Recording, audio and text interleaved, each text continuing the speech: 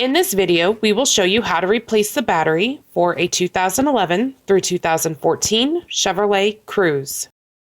To open this key fob, all you will need is a small screwdriver. Your first step is to push the button and release the key.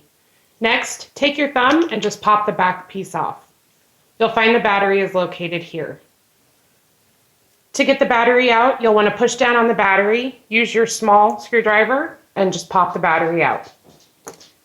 The battery used in this key fob is a CR2032. Once you have the old battery out, to replace it, simply slide the new battery back in, push it down. The battery goes in plus side up. Once you have the new battery back in, just snap the key fob back on, close the key, and you're done. If you found this video to be useful, please like and subscribe to our channel, and visit us online if you need to buy a new key fob.